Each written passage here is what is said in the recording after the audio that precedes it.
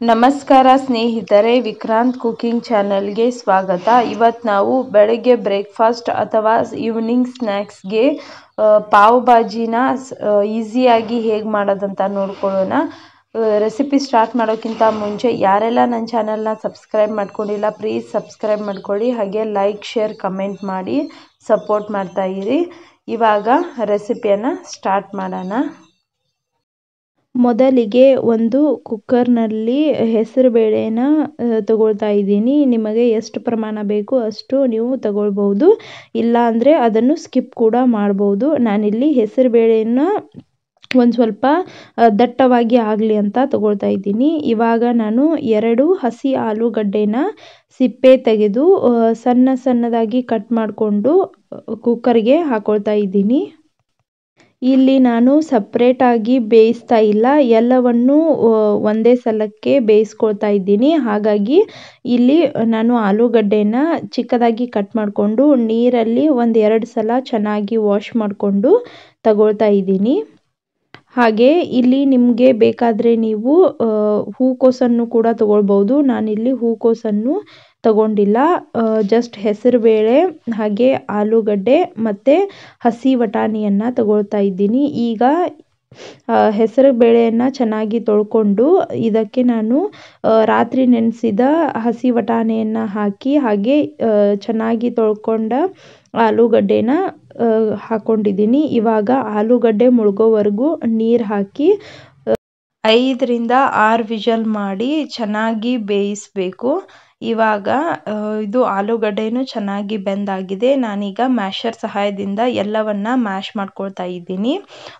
ಒಂದು ಸ್ವಲ್ಪನೂ ಗಂಟಿಲ್ಲದೆ ಇರೋ ಥರ ನೀವು ಮ್ಯಾಶ್ ಮಾಡ್ಕೋಬೇಕು.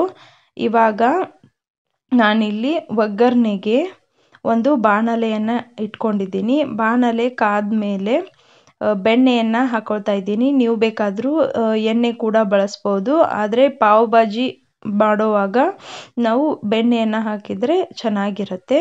ಇವಾಗ ಬೆಣ್ಣೆ ಒಂದು ಸ್ವಲ್ಪ ಕರಗಿದ ಮೇಲೆ ಅದಕ್ಕೆ ಜೀರಿಗೆಯನ್ನು ಹಾಕೊಳ್ತಾ ಇದ್ದೀನಿ. ಜೀರಿಗೆಯನ್ನು ಹಾಕ್ಕೊಂಡು ಜೀರಿಗೆ ಸಿಡಿದ ನಂತರ ನಾವು ಸಣ್ಣದಾಗಿ ಕಟ್ ಮಾಡ್ಕೊಂಡಿರೋ ಈರುಳ್ಳಿಯನ್ನು ಹಾಕಬೇಕು. ಇಲ್ಲಿ ಈರುಳ್ಳಿ ಸ್ವಲ್ಪ ಜಾಸ್ತಿನೇ ಹಾಕಬೇಕು, ಅದು ಚೆನ್ನಾಗಿರುತ್ತೆ.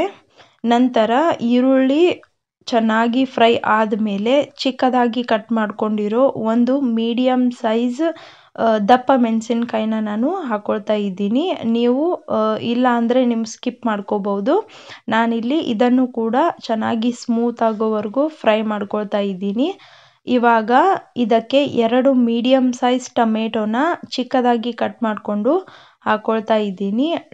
ಹಾಗೆ ಇದಕ್ಕೆ 2 ಸಣ್ಣ ಸ್ಪೂನಷ್ಟು ಜಿಂಜರ್ ಗಾರ್ಲಿಕ್ ಪೇಸ್ಟನ್ನು ಕೂಡ ಹಾಕೊಳ್ತಾ ಇದ್ದೀನಿ. ಇವಾಗ ನಾವು ಟೊಮೆಟೊ ಚೆನ್ನಾಗಿ ಸ್ಮೂತ್ ಆಗೋವರೆಗೂ ಫ್ರೈ ಮಾಡ್ಕೊಳ್ಬೇಕು. ಈಗ ನಾನು ಬೇಯಿಸಿಟ್ಕೊಂಡಿರೋ ತರಕಾರಿಯನ್ನು ಅದರಲ್ಲಿ ಸೇರಿಸ್ಕೊಂಡು ಚೆನ್ನಾಗಿ ಮಿಕ್ಸ್ ಮಾಡ್ಕೊಳ್ತಾ ಇದ್ದೀನಿ. ಇವಾಗ ನಾವು ಇದಕ್ಕೆ ಮಸಾಲೆಯನ್ನು ಹಾಕಬೇಕು. ಇಲ್ಲಿ ನಾನು ಸ್ವಲ್ಪ ಅರಿಶಿನ ಹಾಗೆ 2 ಚಮಚದಷ್ಟು ಪಾವ್ ಭಾಜಿ ಮಸಾಲ, ಒಂದು ರುಚಿಗೆ ತಕ್ಕಷ್ಟು ಉಪ್ಪು ಹಾಗೆ 1 ಚಮಚದಷ್ಟು ಅಚ್ಚ ಖಾರದ ಪುಡಿಯನ್ನು ಹಾಕಿ ಮಿಕ್ಸ್ ಮಾಡ್ಕೊಳ್ತಾ ಇದ್ದೀನಿ.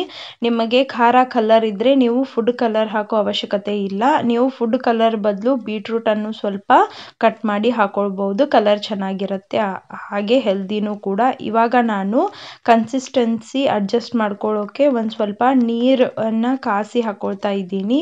ಭಾಜಿ ಎಲ್ಲ ಆದಮೇಲೆ ಒಂದು ಸ್ವಲ್ಪ ಕಸೂರಿ ಮೇಥಿಯನ್ನು ಹಾಕ್ಕೊಂಡು ಮಿಕ್ಸ್ ಮಾಡ್ಕೊಳ್ತಾ ಇದ್ದೀನಿ. ಇವಾಗ ಗ್ಯಾಸ್ ಆಫ್ ಮಾಡೋಕ್ಕಿಂತ ಮುಂಚೆ ಕೊತ್ತಂಬರಿ ಸೊಪ್ಪಿದ್ದರೆ ಕೊತ್ತಂಬರಿ ಸೊಪ್ಪನ್ನು ಚಿಕ್ಕದಾಗಿ ಕಟ್ ಮಾಡಿಕೊಂಡು ನೀವು ಹಾಕ್ಕೊಳ್ಬೋದು. ನಾನಿಲ್ಲಿ ಕೊತ್ತಂಬರಿ ಸೊಪ್ಪನ್ನು ಹಾಕಿ ಒಂದು ಸಲ ಮಿಕ್ಸ್ ಮಾಡಿಕೊಂಡು ಗ್ಯಾಸ್ ಆಫ್ ಮಾಡ್ಕೊಳ್ತಾ ಇದ್ದೀನಿ. ಈಗ ಇದು ಭಾಜಿ ಕೂಡ ಪಾವ್ ಅಥವಾ ಬನ್ ಜೊತೆ ತಿನ್ನೋಕ್ಕೆ ರೆಡಿಯಾಗಿದೆ. ಇವಾಗ ಸರ್ವ್ ಮಾಡೋಕ್ಕೆ ರೆಡಿಯಾಗಿದೆ. ಇವಾಗ ನಾನು ಒಂದು ಬನ್ ಅಥವಾ ಪಾವನ್ನು ತಗೊಂಡು ಅದರ ನಡುವೆ ಹೀಗೆ ಕಟ್ ಮಾಡಿಕೊಂಡು ಒಂದು ತವೆಯಲ್ಲಿ ಬೆಣ್ಣೆಯನ್ನು ಹಾಕಿ ಬೆಣ್ಣೆ ಕರಗಿದ ನಂತರ ಮಾಡಿಟ್ಟಿರೋ ಒಂದು ಸ್ವಲ್ಪ ಪಲ್ಯವನ್ನು ಹಾಕಿ ಹೀಗೆ ನಾವು ಬನ್ನನ್ನು ಅಥವಾ ಪಾವನ್ನು ಹೀಗೆ ಒಂದು ಸ್ವಲ್ಪ ಫ್ರೈ ಮಾಡಿದ್ರೆ ಇನ್ನೂ ಚೆನ್ನಾಗಿರುತ್ತೆ. ಇದಕ್ಕೆ ನಾನು ಮೇಲೆ ಒಂಚೂರು ಬೆಣ್ಣೆಯನ್ನು ಹಾಕಿ ಅದನ್ನು ಎರಡೂ ಕಡೆ ಫ್ರೈ ಮಾಡ್ಕೊಳ್ತಾ ಇದ್ದೀನಿ. ಹೀಗೆ ಮಾಡಿದ್ರೆ ಬನ್ ಅಥವಾ ಪಾವ್ ಕೂಡ ಸಾಫ್ಟ್ ಆಗುತ್ತೆ, ಹಾಗೆ ತಿನ್ನೋಕ್ಕೂ ರುಚಿಯಾಗಿರುತ್ತೆ. ಇವಾಗ ಪಾವ್ ಭಾಜಿ ಟೇಸ್ಟಿಯಾಗಿ ರೆಡಿ ಆಗಿದೆ. ಇದು ತುಂಬ ಚೆನ್ನಾಗಿರುತ್ತೆ ಸ್ನೇಹಿತರೆ. ಹೀಗೆ ಒಂದ್ಸಲ ಟ್ರೈ ಮಾಡಿ, ಈಸಿನೂ ಕೂಡ, ಎಲ್ಲರೂ ಇಷ್ಟಪಟ್ಟು ತಿಂತಾರೆ. ನನ್ನ ವಿಡಿಯೋ ನಿಮಗೆ ಇಷ್ಟ ಆಗಿದ್ದಲ್ಲಿ ಲೈಕ್, ಶೇರ್, ಕಮೆಂಟ್ ಮಾಡಿ, ಸಬ್ಸ್ಕ್ರೈಬ್ ಮಾಡೋದನ್ನು ಮರಿಬೇಡಿ. ಹಾಗೆ ವಿಡಿಯೋವನ್ನು ಕೊನೆವರೆಗೂ ನೋಡಿ ಹೀಗೆ ಸಪೋರ್ಟ್ ಮಾಡ್ತಾ ಇರಿ. Thanks for watching. ಬಾಯ್.